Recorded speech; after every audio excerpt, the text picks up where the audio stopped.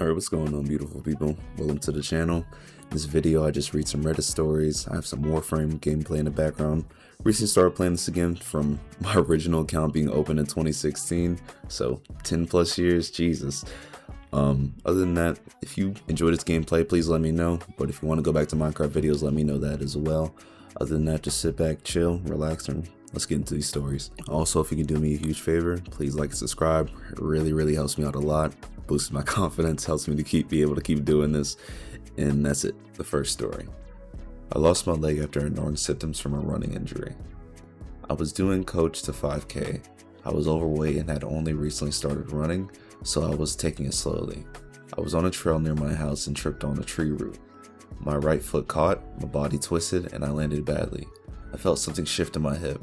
It was painful, but after I moved, it felt like it went back into place. I was able to stand, so I assumed it was a strain or a bad fall. The walk home took much longer than normal. My hip and groin hurt. My thigh felt tight. My foot started tingling. I thought it was a pinched nerve or swelling from the fall. At home, I took ibuprofen and rested. Over the next few hours, my foot became colder and paler than the other one. The tingling became numbness. I had trouble moving my toes. I still waited longer than I should have because I felt embarrassed. I did not want to go to A&E for what I thought might just be me being out of shape and overreacting. When I finally went in, they could not find a pulse in my foot. A CT showed that blood flow to my leg was blocked. The doctors believed the fall had caused a hip dislocation or near dislocation that reduced it on its own. But in the process, the artery high in my groin was injured. The inner lining of the artery tore, a clot formed, and they stopped blood from getting to my leg. They took me to surgery and tried to restore blood flow. They also did fasciotomies because of the swelling and the pressure in the leg. By then, too much tissue had already died. The damage went too high for a below knee and above knee amputation. I had a hip dislocation, meaning the entire leg was removed at the hip joint. Silly me. End story. It's a really sucky situation. Because that's the thing, you never know when something is serious, especially if you are a person with a high pain tolerance or somebody who's never been injured before with a high pain tolerance. You get injured and you just say, hey, it'll get better. And it's crazy because then there's, on the other side of the spectrum, there's people that go to the ER for their stomach hurting. There's people who go to the ER because their toes hurt. And then there's people who literally like get hit by a car and they're like, nah, I'm good. And then they have a concussion or, so there's a lot of reasons why people avoid it. Fear of that bill at the end of the day, fear of finding out something they don't want to know. It's one of those things where out of sight, out of mind. Information you don't know can hurt you. It's just a really stressful situation, but I encourage anybody that's ever in this type of scenario where you get hurt and you get other opinions and people are saying, hey, you should go get that checked out. Just go get it checked out. At the end of the day, if you get a fat bill, a bill can be paid. Your life at the end of the day is worth more than a bill. So make sure you take care of yourself, take care of your family, be there for your family, and do everything you can to just live a good life, a good, healthy life. And just, because that's the thing, knowing me, I'm a person that would avoid that bill or avoid that awkward conversation, just avoid the doctor altogether. So I get where this person was coming from. I'm not bashing them or anything. This is just a real situation. You just think something's not as big as a deal as it is, and it ends up costing you your leg because you thought it was just a silly little injury. But yeah, I encourage anybody, get that taken care of. It's the same thing that happened to my dad. I remember when I was 15 years old and he passed. I remember one day before going to sleep, he said, hey, whenever you wake up for school, come check on me. And obviously 15-year-old me, that went in one ear and out the other. I thought my dad was invincible, so I didn't really think much of it. A week or two later, he passed away to a massive heart attack because he was saying his heart was hurting, wake up in the morning and check on me. So again, it's just a cautionary tale. Take your health seriously. If you feel like something is wrong, get it checked out. Your life is precious. Your life matters. A bill can be paid, help is out there for you. Just get checked out. Make sure you're okay. And at the end of the day, you'll have peace of mind that you either know you're good or at least you'll have the next steps presented to you to get better. So always take care of yourself. The next story. My wife noticed that I stopped taking pictures of her. A heads up, fellow dads. About a year and a half in, my wife brought up that I had stopped taking simple, even candid pictures of her when we were out and about, even ever since the baby was born. I didn't believe her. I went back through every single picture I took since the delivery, and she was right. I was only taking pictures of her when she was holding the baby, or all of us together. Never just her for the sake of her. Not a single one. In a year and a half, when it was a regular occurrence prior, I had zero awareness that I was even something I was doing before, that I wasn't doing now. To be clear, it's not that she was angry about this, it's just one of those things she noticed. I was shocked. It's clear why. But now, I make sure to get a fun snap every now and again when we're out having fun, because it makes her feel like she's still a whole independent person, apart from also being a mother. This isn't telling you to take pictures of your baby mama. It's a warning to watch out for the little things you may be ignoring because of the obvious. The little things matter, especially if they build up. Thought this was a wholesome story I wanted to share, because it's true.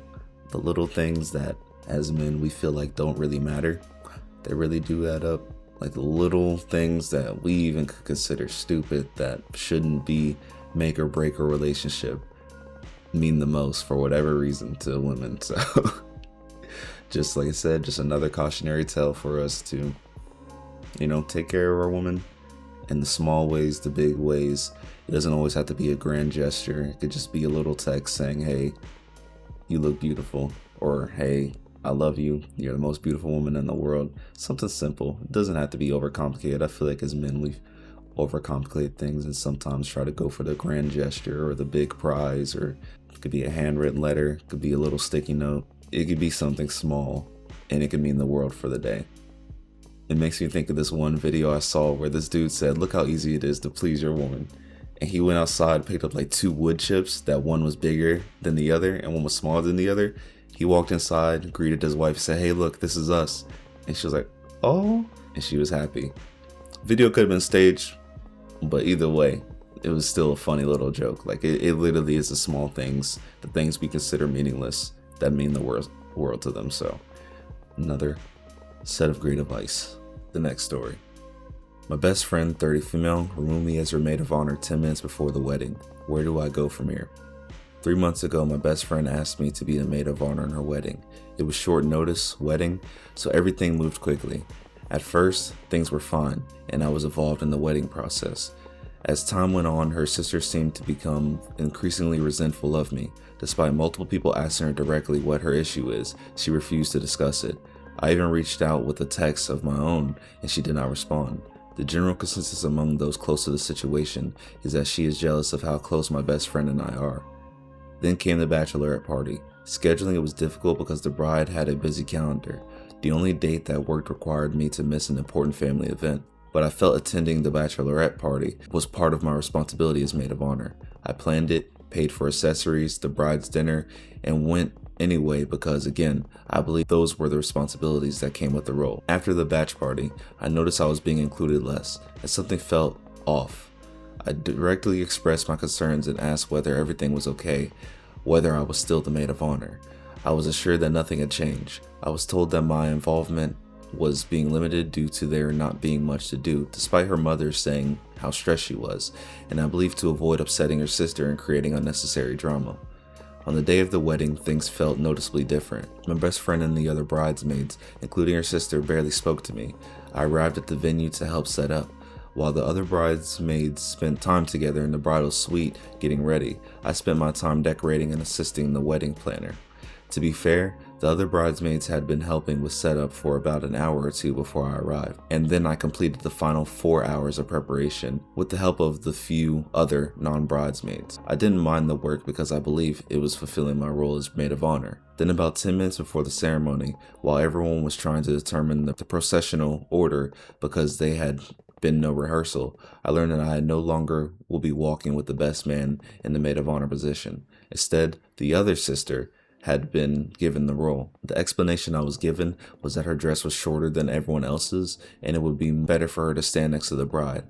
The problem is that they'd known about her dress for over a month, and this had never once been mentioned.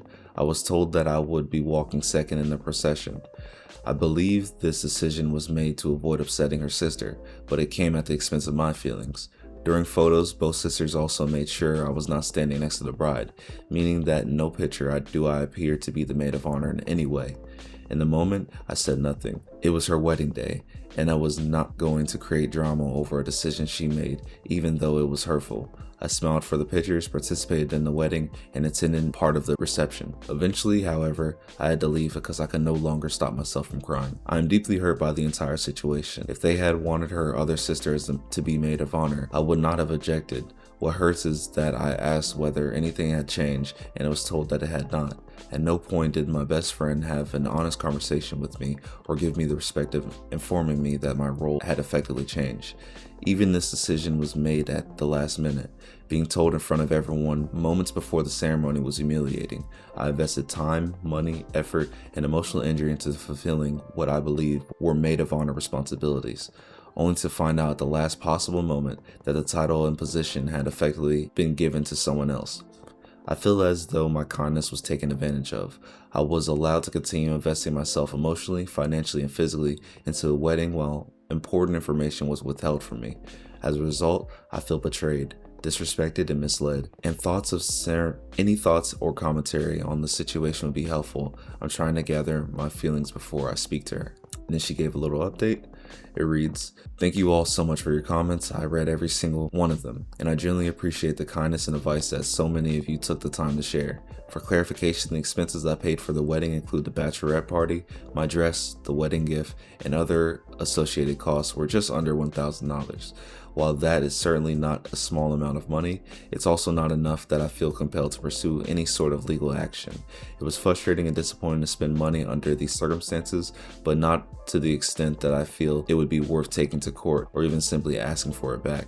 The real issue for me was never primarily about the money. My concern was the way my friend treated me and the hurt, disappointment, and confusion that came from someone I cared about acting the way she did. That is the part I've been struggling with the most. After giving myself time to process everything and talking it through with my friends and family, I've realized that the situation was every bit as hurtful as I felt in the moment. Part of the reason I made my original post was because I was hoping people would tell me I was overreacting, or that there was some perspective I was missing, or something that would help me justify her behavior and make it easier to move past. Instead, the overwhelming response confirmed what I was already feeling deep down. Additionally, for a little more clarification, due to some questions I received, her mother is the one who informed me I would be walking second in procession. However, she was standing there and said nothing, so I'm led to believe she was aware of what was happening. At no point was this listed in any kind of wedding program as a maid of honor. At no point was I listed in any kind of wedding program as the maid of honor because there was no wedding program. I haven't had the opportunity to speak with her yet since she's currently on her honeymoon. At this point, I'm honestly not sure what to do. Part of me feels like a conversation is necessary, while another part of me wonders whether the healthiest choice is to simply walk away from the friendship altogether. For now, I'm giving myself some time before making the decision. Either way, I appreciate all of the insight you all provided. It helped me a lot. It helps me feel a lot less alone in what has been a really painful situation. End story. My initial response after reading the story is I feel like you have every right to feel the way you do, to feel upset, feeling that you involved yourself so much into something because you felt your role was more important than what it was, especially since everything was told to you that nothing changed all the way up until 10 minutes before the wedding. So I feel like you have every right to feel blindsided and betrayed and upset with the situation, with everything you put into it. And I'm also with you where you're thinking, hey, this is her wedding, I'm not going to make a big issue at the moment. I would just let it be a situation where after her honeymoon, see when she reaches out to you, see how much of her friend she truly is, see if she wants to clarify things or if she wants to clear the air or anything. But if she reaches out and just acts like nothing ever happened, then I would at that point just distance myself from her and just, kind of take my leave or just not be as close to this person as I once was. Because again, that's a hard situation to be in because yes, you're upset, you were blindsided, everything was happening in that moment, and at that moment you still took the time to be like, hey, this is your day, I'm not going to make this issue now. Even you weren't trying to have any static with any of the sisters. you did everything you could do in this situation. So yeah, a conversation needs to be had, and I would wait for her to reach out to you and again see how much of a friend she really is. And I also agree with the fact I agree with the fact that you don't need to send out a bill for anything, because one, you're not really worried about the finances, but it's just the amount of care you put into something and it was taken away from you with little to no explanation. No one stood up for you, no conversations were had, there was just nothing for you. Like you feel used for your time, energy, and effort. And you have every right to feel that way, because that's exactly how you were treated in that moment. Because I feel like even if you initiate that conversation in any type of way, it can be reverted back to you making things about you, making the wedding about you, making it seem like you're being maid of honor was the make or break of the situation. I feel like it could be spun by the family to make it a you thing, and not that the situation was messed up, which at that point you just got to take your leave and just, kind of in that relationship with that friend. Because if this is your best friend, at some point, not even some point, I would assume after the honeymoon, she's probably going to reach out to you and that conversation can be had. So good luck to you. Good luck on the situation. Let me know your thoughts and comments below on this story as well. The next story. My partner of 2 years decided to end things right before the holidays because he felt he needed to explore the world as an unattached individual and discovered who he was without a safety net. The twist? We had planned a trip months prior, and I had used 150,000 of my personal hard-earned air miles to book his first-class ticket. A week after the breakup, he texted me, "Hey, just checking into my flight app and I don't see my boarding pass. Did the airline glitch?" I had called the airline the day after the breakup, canceled his ticket, and deposited the miles back into my account. I texted him back, "No glitch. I just realized that flying first class on my airline miles is the ultimate safety net. If you're going to truly explore the world as an unattached individual, you've got to start from the ground up. Literally. Hope standby treats you well." As you should have. It's crazy. It's funny that he thought he was about to get this free first class flight on your pretty much dime after breaking up with you and deciding he doesn't want to be with you. Some people are just, either he knew this was going to happen or he just wasn't I don't know. He just doesn't seem self-aware. I'm going to break up with you and then still ask for things from you. I'm going to break up with you and still have wants from you. That's not how it works, homie. It reminds me of a previous relationship where I was paying someone's phone bill. And after we broke up and, back and forth and yada, yada, yada, she ended up blocking me. And I was like, I pay this phone bill. Went straight into Verizon, turned her phone off. Like, what is the point? Went straight to anything that was under my name and just canceled it right then and there. And I said, hey, you're on your own at this point. I'm not going to be used in that situation. So again, I feel like you did the right thing. He's very oblivious to sit there and think that of himself and that he still deserved that ticket. But good for you. The last story for the day. Am I wrong for trying to punish my daughter after my husband and I found out she's been writing dark books for over a year? My husband and I are at a loss, and we never thought any of our kids would want to hide something like this from us. Our daughter is 18, just finished her first year of college, and still is at home when she is not on campus. Lately, she has been acting really private, staying up super late, glued to her laptop, and always turning the screen away when anybody walked by. She was also getting weirdly defensive if we asked simple things like what she was doing on her laptop and who she was talking to online. We started to worry it was something bad, not gonna lie. Maybe some stranger online or some kind of trouble, because the change was so obvious. The reason my husband went through her laptop was not even about the writing. It was because she had been lying about where she was going, coming home hours late, and her attitude sometimes was sour with me and her dad for no reason. We were worried she was slipping into bad habits, so while she was out with her friends, he checked her laptop. What we found was not drugs or some random boy drama or anything like that. It was a whole secret writing project she was apparently been working on for more than a year.